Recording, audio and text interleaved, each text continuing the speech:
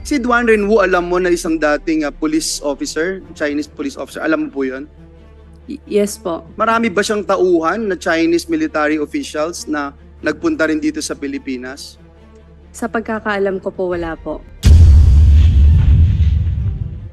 Meron po kasi, no, marami pong nandito at sila yung tinuturong notorious dun sa mga torture chambers, mga kidnapping at mga crimes that committed here.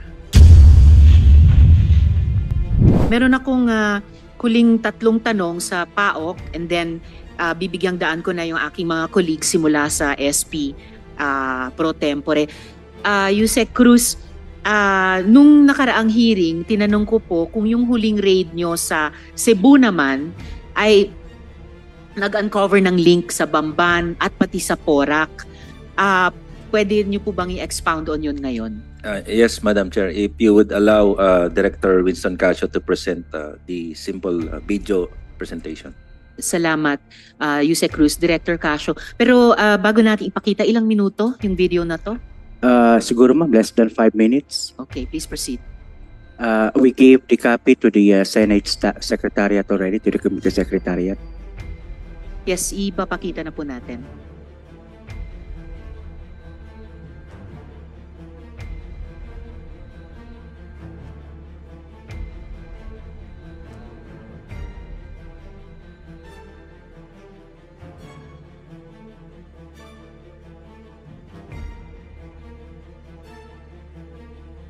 Yan na po. That is a video presentation, ma'am. It's supposedly meron po yung voice over. Hanggat ma-up yung audio, baka pwede nyo Yes, ma'am. i-annotate muna. Basically, ma'am, the operation was a request from the Indonesian Embassy po kasi around July 21, 3 Indonesian nationals were able to escape from that Pogo hub. Then they were secured by the National Bureau of Investigation around July 22. The Indonesian Embassy submitted a request to the NBI Central Office, ma'am. Villas, and conference venues. Sige, panoorin na po muna natin. On August 31st, 2024, at about 3 p.m., a joint rescue operation was conducted at the Tourist Garden Hotel in Barangay Agus, Lapu-Lapu City, Cebu. The operation was led by the NBI SEBDO, DSWD-7, PCTC, BI, AFP, and the DOJ IACAT, with support from POCC. The primary objective of the operation was to rescue 8 Indonesian nationals who were reportedly being held against their will. Following a request from the Indonesian embassy, 6 Indonesian nationals were successfully rescued. The large compound, with Singapore-like amenities, features 10 multi-story buildings, which include KTV lounges, restaurants, swimming pools, hotel rooms, villas, and conference venues.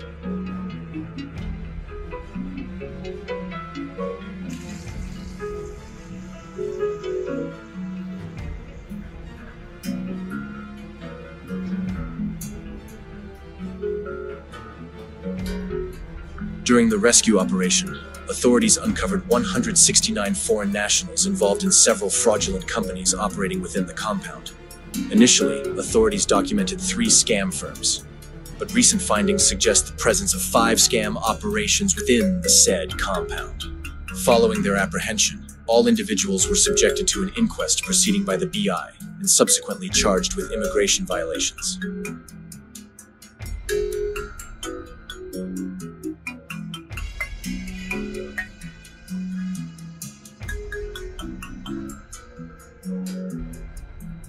One female Chinese minor was identified during the operation and turned over to the DSWD Field Office 7 for appropriate care.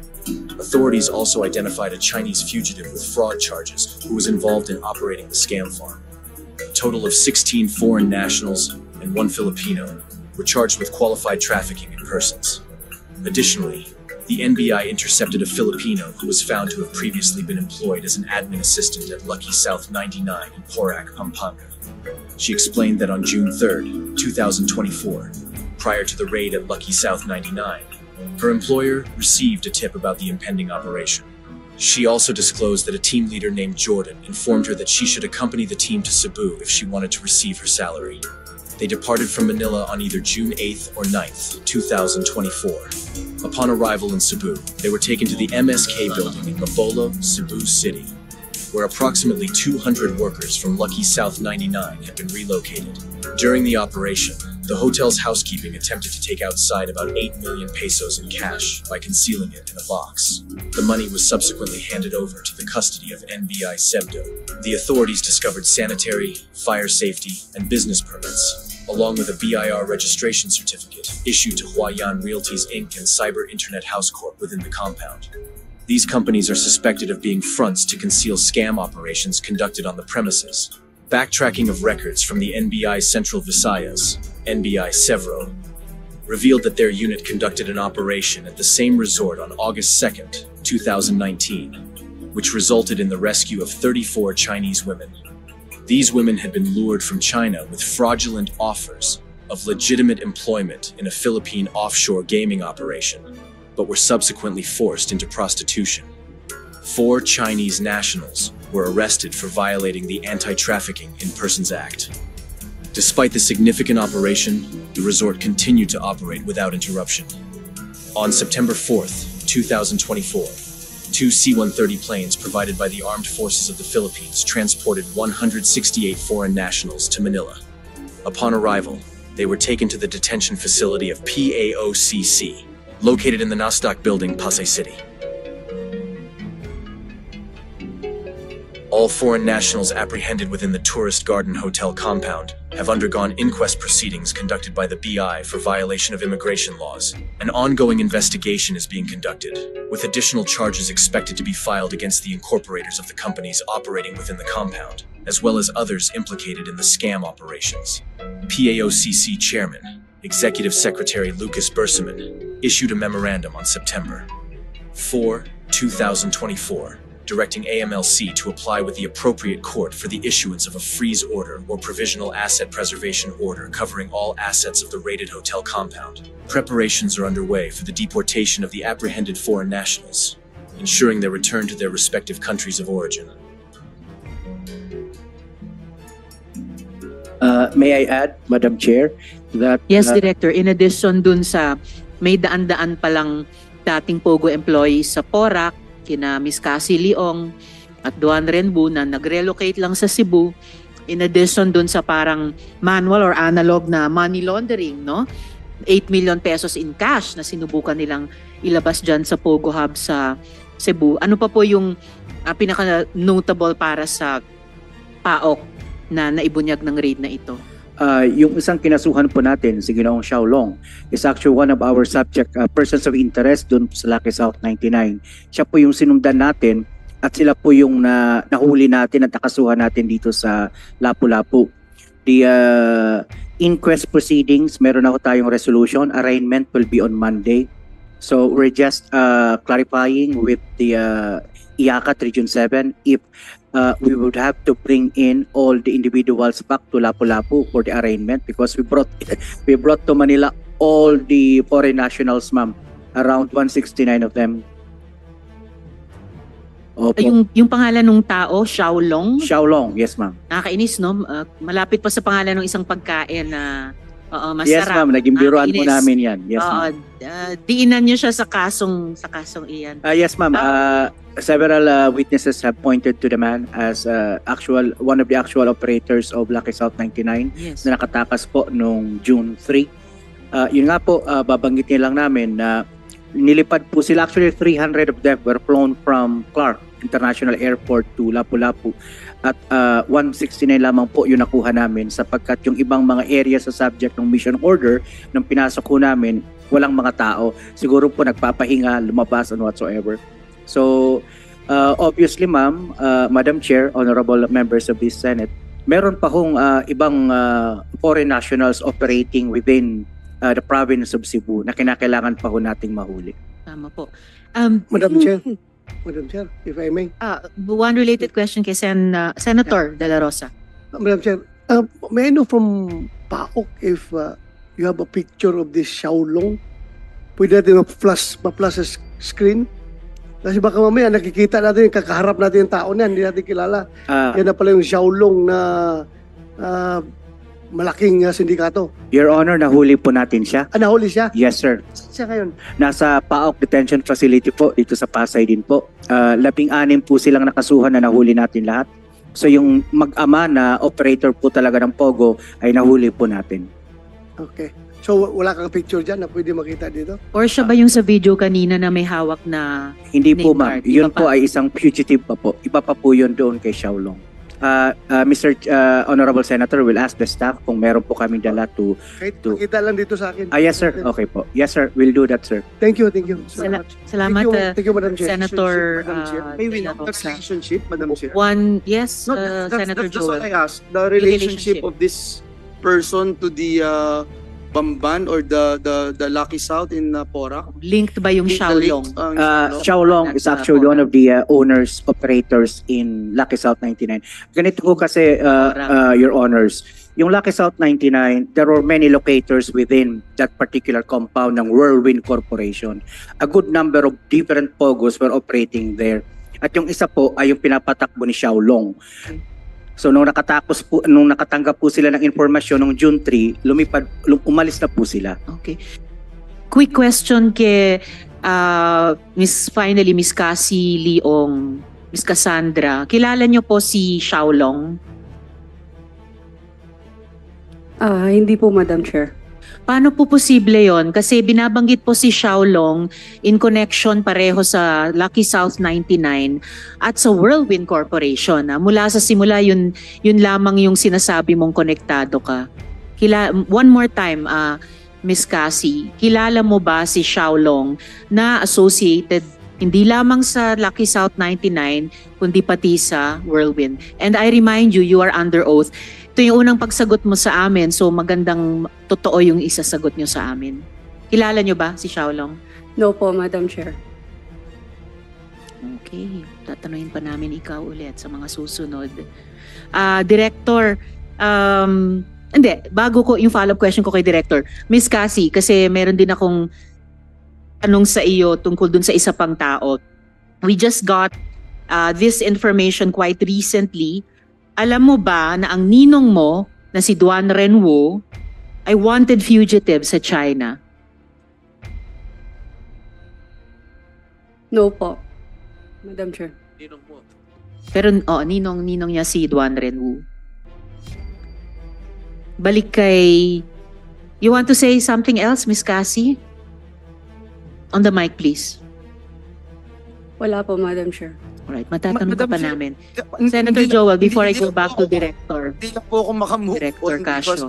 hindi niya gaanong kilala and yung relationship niya kasi kay Duan Renwu, ninong mo lang siya. Hindi ka ba niya empleyado o ka-partner? Partner po sa business. Partner sa business. Sa Whirlwind po. Sa Whirlwind. Opo. Okay. Sa hindi Whirlwind ka niya na empleyado? konektado si Xiaolong. Hindi ka empleyado ni Hindi, Duan Renwu? si Duan Renwu po. May ninong po. Bukod kay ninong mo na si Duan Renwu na tinatanong ngayon ni Senator Joel, yung Xiaolong na inulat ng PAOK sa Cebu ay konektado din sa Lucky South 99 at saka sa Whirlwind Corporation. Hindi ko po kilala, Madam Chair. That's impossible since ikaw ang boss sa... So kasi Whirlwind. Senator Joel. may question lang is dun lang sa Whirlwind kayo magka-partner ni Duan Renwu? You mean which... Sabi mo kasi magka-partner kayo sa Opo, negosyo. sa Whirlwind po. Whirlwind. Opo. Doon lamang wala na kayo ibang pinag-partneran? Like, No, you Kung meron answer kang the negosyo question. ka, We ask the kung meron kang question. negosyo, meron ka pang ibang pinartneran, kung anong partner yon kasi magkasama kayo sa isang bahay, tama po ba? Kasi isa yung address nyo eh. opo. So, Tama okay. po. So, For sure. hindi ko iniisip na magka-partner kayo, partner-partner, dahil kagaya ni Alicel, hindi ko iisipin yon. But other than that, ng Whirlwind, may ibang partner pa kayo ni Duan Renwu?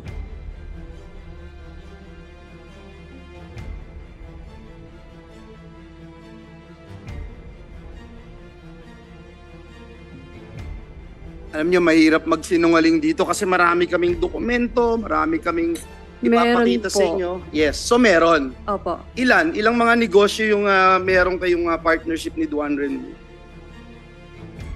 Mr. Chair, can I check it po? Can Sige I lang. double check Okay, po? sige. Mamaya na lang, Cassie, no? And lagi kayong no? I mean, close kayo ng ninong mo, Cassie? Close kayo?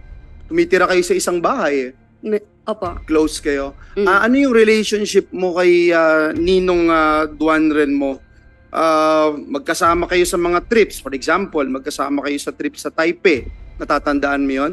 Kasama si alias Alice at si Sheila. Natatandaan mo yung trip na yun? Opo. Question ko lang, bakit siya yung napili niyong kasama, si Ninong, sa isang barkada trip? Normal ba yun? Kung ang relationship mo lang, Ninong? Mr. Chair, speaking of Taiwan po, parang Chinese New Year po yata yun. Yes. Opo, tapos nag-aya po yung boyfriend ko, si Wesley Go, na pumunta po sa Taiwan. Tapos po niyaya ko po siya. Kaya nga, ang tanong ko, hindi ba, normal ba yun na magyaya ka ng ninong mo, kasama mo yung boyfriend mo, na kiniklaim mong boyfriend? Normal sa'yo yun? Ninong, sama ka, third wheel ka namin ng boyfriend ko. Hindi lang naman po kami, Mr. Chair. Kaya nga, normal Opo. ba yun? So, normal sa'yo yun. And Chinese New Year's, tayong mga Pilipino, I'm sorry, hindi ko alam kung you're a real Filipino, hindi ka magse-celebrate ng gaya ng Chinese New Year nang hindi ka super close sa isang tao. Is that correct? You mean sino po yung hindi ko po? Si Duan Renwu. I'm talking about Duan Renwu. Close ko po siya. So close kayo talaga. Opo. So again, hindi mo alam, sabi mo that international fugitive siya, hinahanap siya, wanted siya sa ibang bansa, pero tumitira ka sa the same house with him. Yes po, Mr. Chair. Ang dahilan at sabay kayong umalis noong June 11, bakit hindi mo kasama si Duan Renwu? Bakit siya yung ang kasabay mo, hindi pala si Wesley na boyfriend mo noong June 11? Noong June 11 po, travel po going to Singapore po. Yes, bakit Opo. hindi si Wesley ang kasabay mo? Bakit si Duan Ren? Nagkaayaan lang po. Si Duan Renwu, alam mo na isang dating police officer, Chinese police officer, alam mo po yun? Yes po. Marami ba siyang tauhan na Chinese military officials na nagpunta rin dito sa Pilipinas? Sa pagkakaalam ko po, wala po. Meron po kasi, no, marami pong nandito at sila yung tinuturong notorious dun sa mga torture chambers, mga kidnapping at mga crimes that committed here. Bakit ka nasa Malaysia nga pala, Miss Cassandra, with the Guo siblings? Kasi hindi ka sumabay sa kanila papunta doon, di ba? Tama po, Mr. Chair. Bali po si Wesley Go po, nag-message po siya sa akin na magta-travel po sila going to Malaysia. Sinabi niyang tatakas sila. No. Hindi mo alam na tatakas si Sheila at alias Alice at si Sheila patungong Malaysia? No po, Mr. Chair. Sige po. Madam Chair, I will not take the time of our colleagues. I will just propound my questions later. Thank you. Salamat. Thank you din, Senator Joel. Last two questions ko sa PAOK, Yusek Cruz. Nung nakaraang hearing, nabanggit yung mga pangalan ni na Duan Renwu, Huang Ziyang at saka Zhang Jie. Pwede nyo ba kaming i-inform kung nasa saan itong tatlong tao ngayon? And magkakasama po ba sila?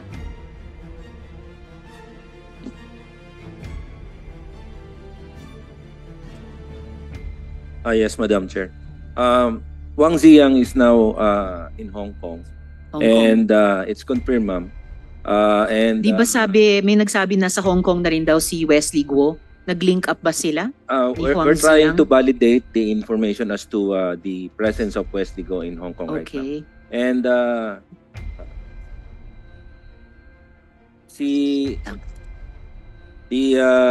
Mr. Duan Renwu, the former Chinese police officer, is now still in Malaysia. Malaysia. Indonesia, sorry ma'am. Indonesia. And Zhang Jie. is still in Singapore. The one who helped Alice, former Mayor Alice Go. Siya yung in ZJ Singapore. po na nag-reserve ng mga kwarto. Yes, ma'am. That's the initial ZJ is Xiang Ji. Nasa Singapore pa po. Yes, ma'am. Okay, so hindi sila magkakasama. Quick follow-up question kay Miss Cassie. Would you, sina Wesley Guo at si Huang Ziyang ay nag-link up sa Hong Kong ngayon? Hindi ko po alam, Madam Chair. Or nasan ngayon si Wesley Guo? Hindi ko po alam. Hindi ka Sa tinatawagan, SP di ba, Pro Tempore. Madam Chair. Di ba boyfriend mo? Yes po, Hindi Mr. ka Chair. nagtatawagan kung nasan na siya. Hindi ka worried kung nasan siya. O baka napatay na siya o ano. Kung may nangyari na sa kanya. Mr. Chair, Are yung you not concerned about his safety? Yes. Miss Cassie. Mr. Chair, yung mga phone ko po is nasa MBI right now. So wala po kaming contact. And I have new phone pero wala pong other contact po. Don't you know his number? No, Mr. Chair. Paano nagtatawag ako? Hindi mo alam number niya? Hindi ko po memorize. Paano kayo Mr. Chair. siya tumatawag sa'yo? Siya tumatawag sa'yo before? Ba't di mo alam ang number niya? Posible naman. Mr. Chair, if ever na nagkatawagan, nakasave na. So, hindi ko rin po memorize. Alright. Salamat, SP Pro Tempore. Huling tanong ko, Yusek Cruz sa PAOK. Well, lumalabas. Hanggang ngayon, lumalabas. Pinaglalaroan tayo ng mga dayuhang ito. Pinaglalaroan nila yung mga batas ng Pilipinas. Mula sa illegal na gawain, kabuuan ng POGO, hanggang sa torture, human trafficking, pati pagtakas mula sa otoridad. So, sino po sa pagkaalam ng PAOK, yung mga dati at kasalukuyang opisyal ng gobyerno ang lumalabas na tumulong at nakinabang sa buong sindikatong ito?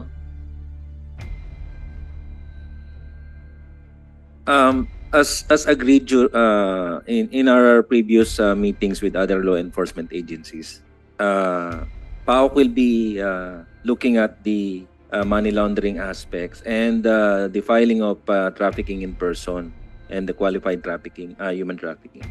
As to the involvement of the officers or officials of various agencies that were mentioned in some intelligence reports, ang usapan, ma'am, is they will be conducting their own investigation. Like for the PNP, they have their IAS, Internal Affairs Service, and the BI also have their own legal affairs, internal legal affairs. Ganun din, ma'am, sa NBI. So, hindi na kami, ma'am, pumasok courtesy, ma'am, sa mga agencies, ma'am. So what we focus on more is the money laundering, which yung nangyayari ngayon na pinapile nating kaso, ma'am, is a collaboration with all the agencies involved with PAOK as the team head, ma'am. So pero team head kayo, nagkaroon lang kayo ng division of labor Yes, in ma'am. terms of the major issues Yes, apektado ma'am. sa Yes, POGO. ma'am. Although narinig ko ulit dito sa tabi namin si Senator Joel, ang tagal lang talaga.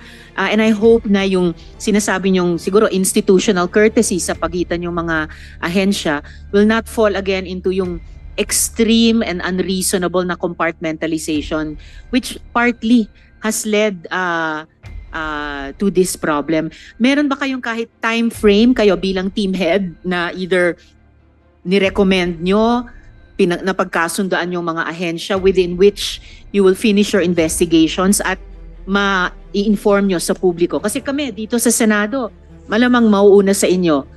Siguradong mauuna sa inyo sa pagsara nitong aming investigasyon and then we will present our committee report. Di naman kayo siguro masyadong matagal na mahuhuli sa amin? Do you have a time frame? Yes, ma'am. Actually, ma'am, every week we have this meetings, ma'am.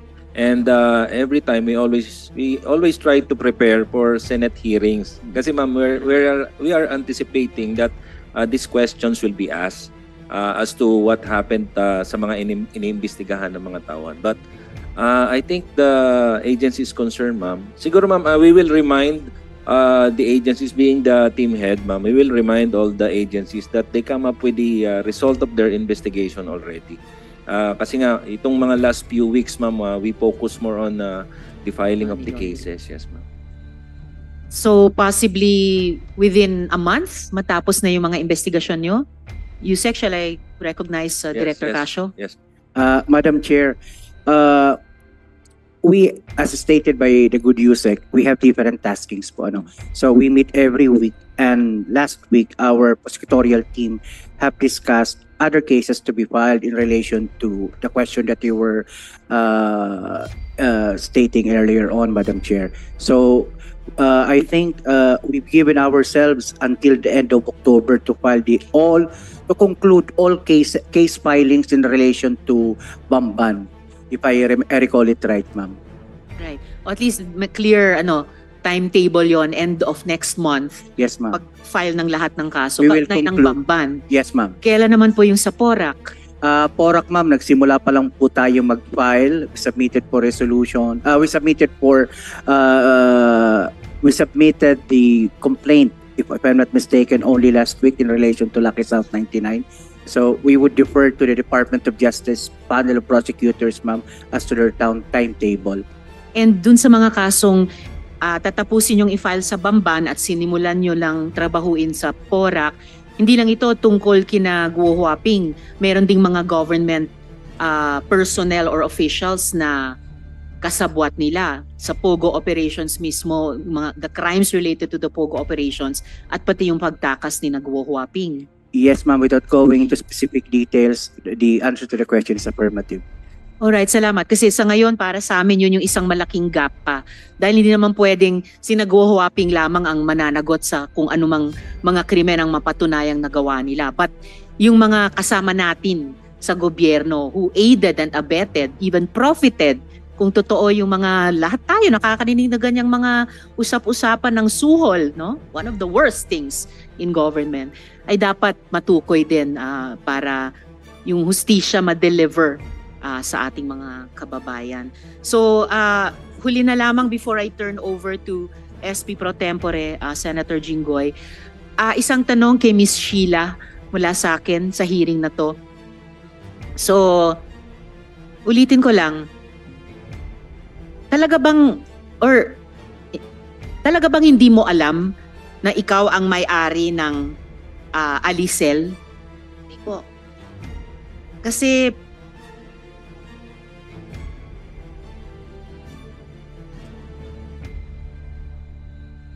alright, and huling-huling tanong ko para sa iyo, Miss Sheila, sa hearing na to. Yung bahagi ng kwento mo na lumipat kayo mula sa small boat papunta sa big boat, paano kayo lumipat? Paano po? Paano kayo lumipat? Kasi hindi naman pwedeng mula sa small boat, lilipad kayo sa big boat. Pero nasa dagat kayo. So paano kayo lumipat from the small to the big boat? Mayroon kasi yung palang handanan ng bahaba. May hagdan. Opo. Ladder. Hindi ko alam kung ano tawag yun po. Yung hagdan ay dala sa small boat or galing sa big boat? Galing sa big boat. Galing sa big boat. Ano, sa gitna ng dagat? Tempore. Opo, nasa dagat po. Sa gitna ng dagat, merong lumabas na ladder? Opo, yung galing sa malaki lamang. Tapos umakyat kayo sa ladder. Ganun ba? Opo, may naakyat po kami. Sa gitna ng dagat. Opo. Di ba So, maalon? Medyo po. Pag nahulog, dire-diretso tubig. Opo. May mountain climbing na nangyayari dito. Kung totoo yung kwento mo, Miss Sheila. So, at this point, susunod na magtatanong, SP Pro Tempore, Senator Jinggoy. Thank you, have the Madam Chair. floor. Alias Alice, tumingin ka sa akin. Lumalabas na nakalap ng aking tanggapan, isa ka sa nagtayo ng 3 Lin Q Farm noong taong 2015. At ikaw mismo nagdeklarang CEO. Correct?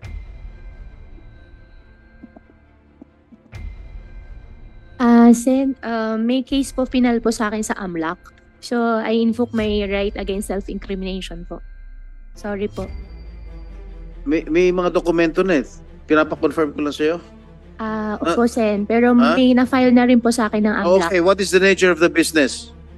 The nature of the business po is piggery po. Okay, where is it located? Malabobo. Where? Malabobo, mga Tarem, Pangasinan. Mga Tarem. Is it still operational? Sa ngayon po, sir, hindi ko po alam. Hindi mo alam pero ikaw CEO. Sen, I invoke my right against self-incrimination. I'm just asking if it is still operational. That is not an incriminating question. Operating po, hindi ko po alam as of the moment po. Gaano kalaki itong farm na ito? Gaano kalawak? Sen, pasensya na po talaga. Gaano kalawak? That is not an incriminating question. May final na po sa akin ng AMLAC po. That is for not an incriminating question. You answer. Opo, pero may na-file na po sa akin si AMLAC. So what? I'm just asking you, gaano kalawak? Sen, hindi ko po alam po yung exact po. At alam ko po, Sen, na since may na-file na po sa akin na AMLAC, I invoke my right against self-incrimination po. But I'm telling you, my question is not incriminating. So you can just answer. Ilan square meters? 1,000 ba? 2,000 ba? 3,000 ba? Sen, pasensya na po, may na-file na po sa akin ng AMLAC. Alam mo talaga. Ilan yung alaga mong baboy doon? Sen, pasensya na po talaga. Ha? Sen, may na-file na po kasi sa akin ng AMLAC. Kaya lahat po ng sasagutin ko po dito, may use against me po. Piggery lang yun. Hindi mo alam kung ilan yung baboy na ano. Why are you always invoking your right against self-incrimination? That is not... Attorney Stephen, you ask your client to answer that it's not an incriminating question. Gaano kalawak yung farm? I cannot teach my client to answer because it's up to her whether she knows whether the answer will incriminate her or not. But do you think that my question is incriminating against her? It's not about how we think, Your Honor. It's about how she believes it will incriminate her. That's her right, Your Honor. That's her constitutional right. I know her rights, of course. She can always answer that, but we cannot ferret out the truth if she always answers that way. Meron bang business permit? Yung ano? Your Honor, sa ngayon po, hindi ko rin po alam. Kasi nag-ooperate ang yung 3 Q farm, wala kayong business permit, wala kayong sanitary permit, wala kayong fire safety inspection permit, wala kayong DNR permit. Oh. At bakit hindi mo dineclare yung 3 Lin Q farm sa salin mo nung 2022 hanggang 2023?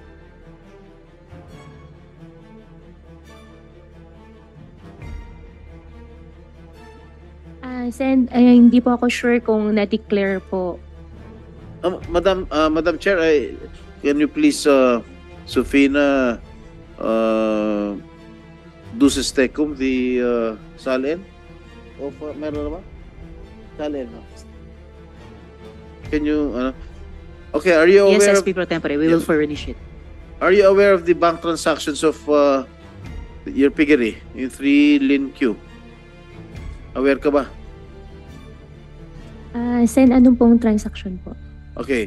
Ang pinupunto ko rito, okay, yung kumpanya mo with a 10 million capital had no financial activities in 2018, 2019, and 2020. And yet, bakit napakalaki ng mga bank transactions mo simula noong 2016 hanggang taong kasalukuyan? Between 2021 and 2024, may sudden surge in bank transactions amounting to about 650 million pesos based on the findings of the AMLA. In total, the bank transactions of your piggery farm amounted to 831 million from 2016 to 2024. Are you aware? Ganun ba kalaki yung pera? Sen, may final na po sa akin sa AMLAC po. I invoke my right against self-incrimination po. Lalabas talaga yung katotohanan yan. Alam mo talaga sinungaling ka talaga, Madam Chair. Alam mo And talaga, SP Pro Tempore, in direct relation to that, Go Huaping, you are in continuing contempt. You are continuing to be evasive, for the record. Okay, thank you, Madam Chair.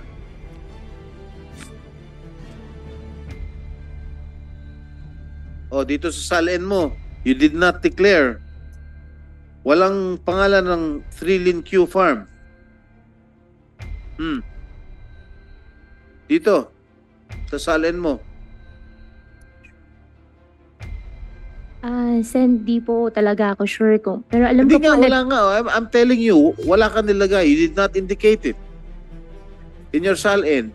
You want me to confront with these papers, with these documents?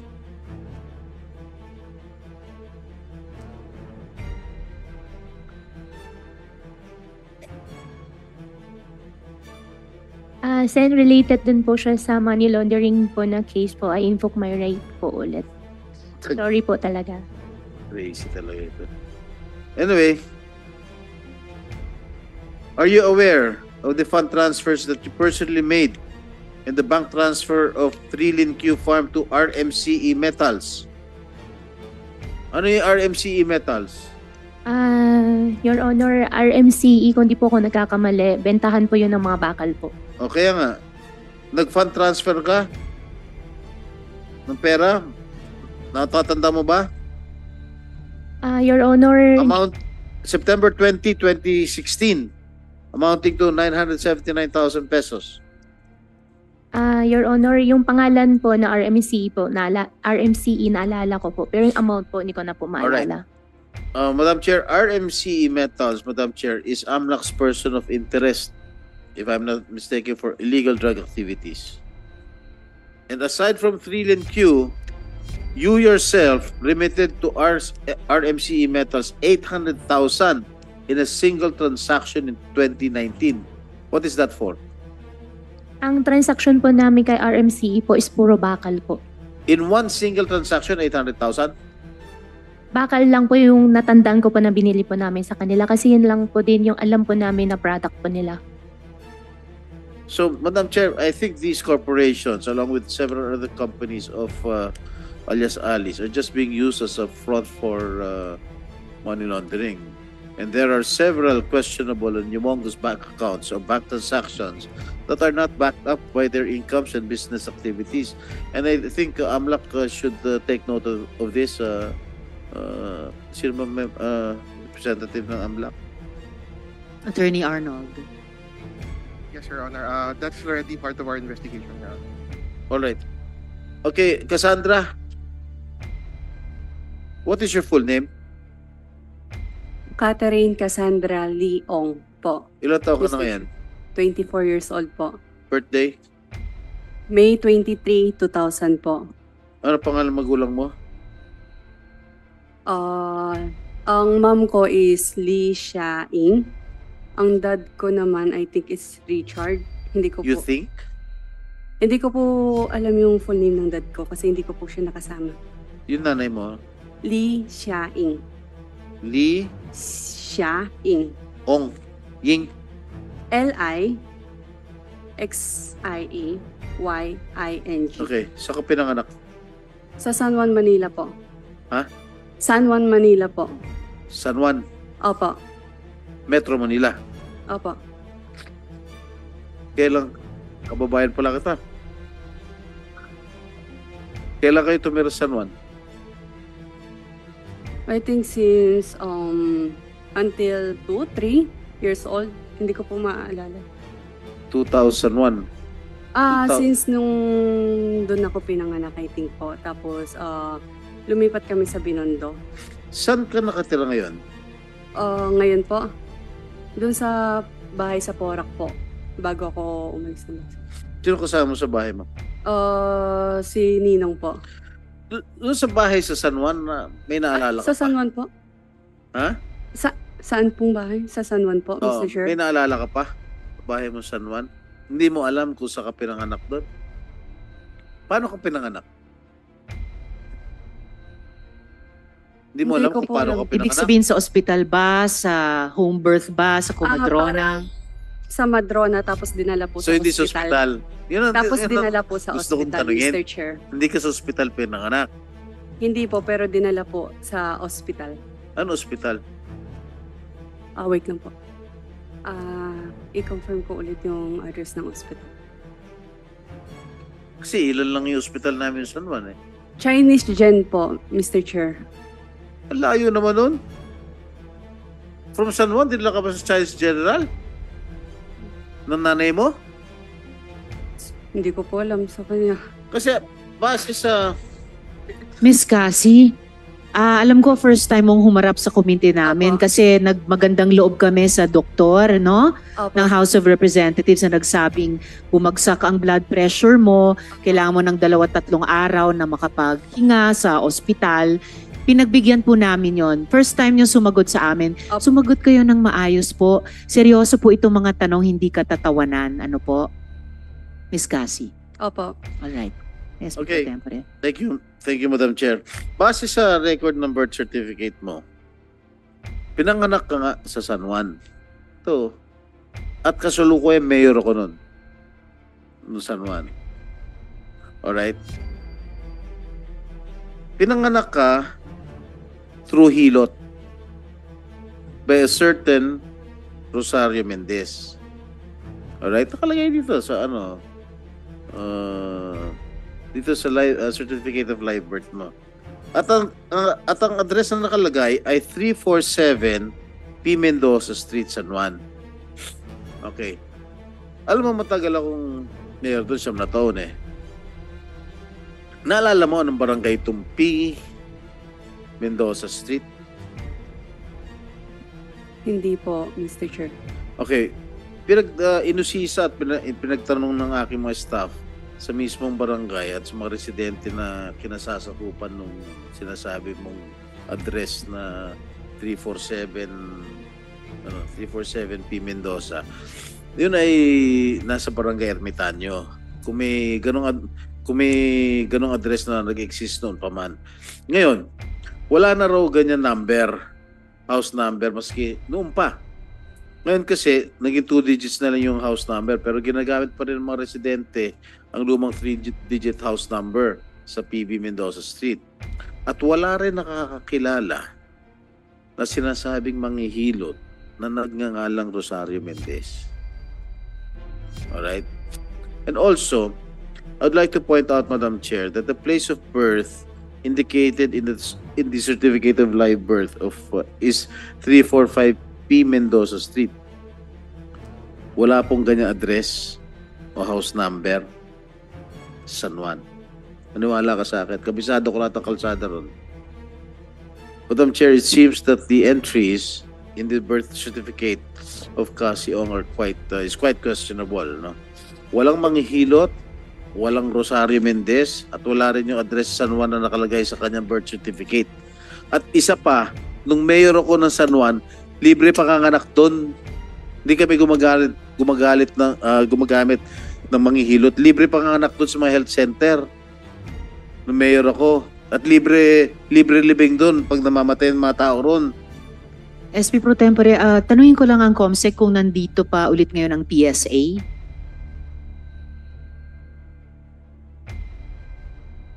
Yeah, I think so. So SP Pro Tempore, baka pwede nating i-bring sa attention ng PSA ito, i-check yung regularity or irregularity nitong certificate of late registration of live birth. Is there a birth certificate. representative from Meron PSA? daw po, SP Pro Tempore. Saan? Kayo po ba, taga PSA? Ayos. Nakapanumpa kayo kanina? Previously. Okay na po yun. Could you have a copy? I am on hold of a certification from your office that said subject, yung Ying Xia Li, allegedly the mother of Cassie Ong, wala negative record of birth in the PSA CRS database. At yung Ying Xia Li and Richard Ong Chow Hong, negative din ang record sa based on record of marriage in the PSA CRS database. Do you confirm this? That's confirmed, Your Honor. Because the parent, the mother is a Chinese, so hindi siya pinanganak talaga dito sa Pilipinas. The father allegedly was born as Chinese, but parang merong pinapakita in the Congress, in the House of Representatives, that the father was naturalized. So kaya yun yung nakalagay doon sa COLB ni Miss Cassie Ong. Kasi they have no record of their marriage in your database, even though their purported marriage indicated in her birth certificate happened in December 13, 1998 in Manila City Hall. This is another case of questionable birth certificate issued through late registration, and there is no basis for the issuance of Cassie Ong's birth certificate. They should be investigated, and they should immediately be cancelled if there are findings. Yes, Your Honor. We have already, we have already launched fact-finding investigation on the ground sa LCRO ng San Juan City.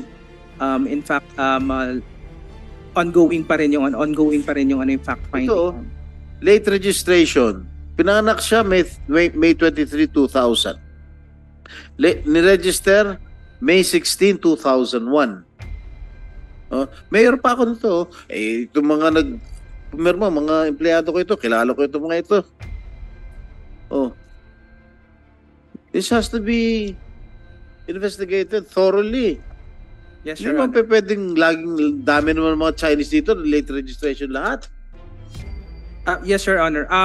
That's one of the individuals na binabantayan ng PSA and are already subject of investigation, including yung mga iba pang mga may information po kami sa ibang LCROs din.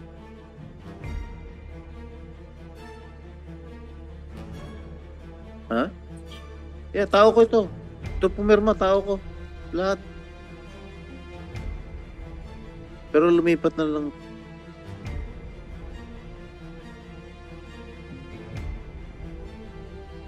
Hindi, ito siya na-stroke na eh. Pero loyal pa. I'm done, Mr. Madam Chair. Thank you, SP Pro Tempore. Ngayon pakikinggan natin, magtatanong na ang Majority Leader, Senator Francis. You have the floor.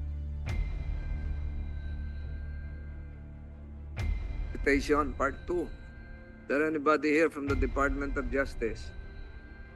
Meron po, Attorney Prosecutor Gatdula. Good afternoon, Madam Chair. Good afternoon, Your Honors. Nothing to do with the facts, but what transpired and what will still happen. Thank you for filing another case involving human trafficking, UTIP. I think that was filed yesterday. Your Honor, actually, the qualified trafficking in persons for PORA was filed last week. Last week. Yes, Your Honor. Understand it was filed before the Regional Trial Court of Pasig. Your Honor, the resolution of the Supreme Court allowing the transfer of the cases against the rules. I think you're referring to the resolution of the Supreme Court issued yesterday. It was released last September. So, last September 13. consolidating all the cases in one regional trial court in Pasig. Yes, Your Honor. Okay. And that involves Ms. Alice Go. Yes, Your Honor. And the difference between the case filed, which is now properly lodged with the Valenzuela Regional Trial Court, which is branch 282, and the one filed in Pasig, which is a violation of Republic Act 10364, is that the one filed in Pasig is a non-bailable case. Yes, Your Honor. The one filed in Valenzuela is bailable. Yes, Your Honor, because that's the graph, Your Honor, please, which was filed by the Ombudsman, Your Honor, please. And then, is there a possibility of having both cases consolidated? Your Honor, we believe, Your Honor, please, it would be difficult to consolidate both cases considering that it tackles different matters, Your Honor, please. Because the one that was filed by the Ombudsman pertains to a complaint filed by the Department of Interior Local Government, Your Honor. And then the one filed by the DOJ? The one filed by the DOJ, Your Honor, please, pertains to the complaint filed by the PAOK and the CIDG and the NBI, Your Honor. But are you aware of Section 2, Rule 119 of the Rules of Court, which I will try to quote?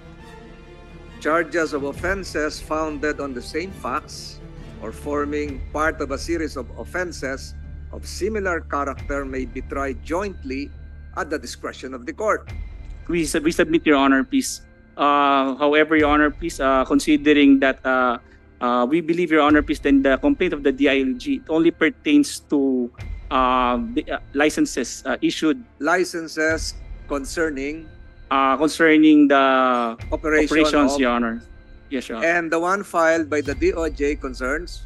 The ones involving trafficking, Your Honor, please, and trafficking in persons. Within, outside, the Banban. Yes, Your Honor. Pogo Hub. Yes, Your Honor. So we're now looking forward to commonality of facts. Perhaps this will now depend on the discretion of the court, the efficiency of judicial management. So there is a possibility, my dear colleagues, that this would be consolidated in one court. There is a possibility. Yes, Your Honor. You're not the judge. Yes, Your Honor. We'll give you a C. Yes, Your Honor. There's a possibility, Your Honor, please. We could raise that matter to the Secretary of Justice, Secretary Remulla, and possibly file another request before the Supreme Court for change of venue, Your Honor, please. Ito namang paulit-ulit na sinasabi ni Ms. Sheila Go as well as Ms. Alice, yung kanina huling na tanong na yung huling sinabi niya kanina, meron daw hagdanan. Meron yung dating narinig ko, yung huling hearing, merong bintana. It is as if they're trying to maintain that the mode of quote-unquote escape from the Philippine authorities was through a vessel. Tama? Sumakay daw sa dagat. Hindi ko na sila tatanungin na paulit-ulit na tayo doon eh. Sumakay sa dagat, sumakay sa sasakyang pandagat, sumakay sa yate, lumipat sa isang sasakyang pandagat, dumaan sa mga isla palabas ng Pilipinas. So, siguro bibigyan ko, ito na yung midterms mo. Kung sakaling totoo itong mga sinasabi nila, and the offense there would be a violation of a summons issued by the Senate committee. Would you agree with me that such case can be considered as a continuing offense? Okay, if it is a continuing offense, the nature of a continuing offense is that where it was initiated, where it started, where it continued, and where it was, where it ended. Yun yung continuing offense. So, ibig ko sabihin ganito, kung tama yung sinasabi nila na dito dumaan, sumakay sa yate, sumakay sa barko, palipat-lipat, in any of the jurisdictions where they passed, any court can assume jurisdiction. And Yes, for Your Honor. that matter, the violation took place in any place as part of that escape route. Is that correct? Yes, Your Honor. Okay. So, ibig sabihin, pagpatuloy pa rin tong kanilang pagmamatigas ng ulo na sinasabi doon sila dumaan, naririnig ako ng mga abogado nila, that would not prevent the Department of Justice from filing a necessary offense violation in a venue which is part of their escape route. And I'm saying this, perhaps in the confines and convenience of their present detention facilities, akala nila safe na safe sila. Paano kung i-file nyo yung kaso nitong sinabi kong isa, yung sa continuing offense? Final nyo sa Sulu, RTC. Final nyo sa Tawi-Tawi. Doon mapapalagay si Ms. Sheila Go sa Sulu. Yes, sa Your Sulu Honor. Detention Facility. Yes, Your Baka, Honor. kaibigan ko mga tiga-Sulu, pinaglalaban ko nga yung budget nila kasi tinanggal sila sa BARM. So, may posibilidad na doon nyo i-file yung isang kaso sa Sulu o sa Tawi-Tawi. Yes, Your Honor, there's a possibility. So ngayon, kung yun ang dinidiin ni na Miss Sheila Go at Miss Alice Go na talagang sumakay sila sa sakyang pandagat, eh baka siguro magising-gising sila dahil pwede pala silang ikulong sa Sulu o sa Tawi-Tawi. Tama? Yes, Your Honor. Miss Sheila Go, sabi ko, hindi ako magtatanong sa inyo eh. Talaga ba sumakay kayo sa mga sasakyang pandagat? Opo. Narinig mo yung sagot ng prosecutor. Hindi ko masyado po intindi. Mas malapit ka kaysa sa akin. Di ba, Le? So, tanungin ko na lang si Miss Alice Go. Narinig mo po yung tanong ko? Opo, Sen. Yung pa rin yung sagot nyo na hindi kayo sa eroplano, sa barko kayo sumakay. Opo, Sen. Ayun. Sa barko po talaga kami sumakay. So, payag kayong makulong ma-detain sa detention facilities, ma-file na ng kaso sa Regional Trial Court ng Sulu or Tawi-Tawi. Malayo na yun dito. Barko po yung sinakyan po Hindi, naman. payag kayong doon ma-detain sa Sulu. Mahirapan na yung abogado mong pumunta ron. Okay lang sa'yo yun? Wag naman po sana. Ay kaya nga, kaya gusto namin magsabi ka ng totoo eh. Ano ba talaga yung sinakyan? Kasi makakatulong din sa inyo yon. So, ayaw mo, wag naman sana. Wala na makakadalaw sa'yo doon. Hindi ka na malalapitan ng mga abogado mo. Tsaka siguro, iba na yung mga security officers mo doon. Malayo-layo na yon. So, DOJ, take note of that. Prosecutor. Yes, Your Honor.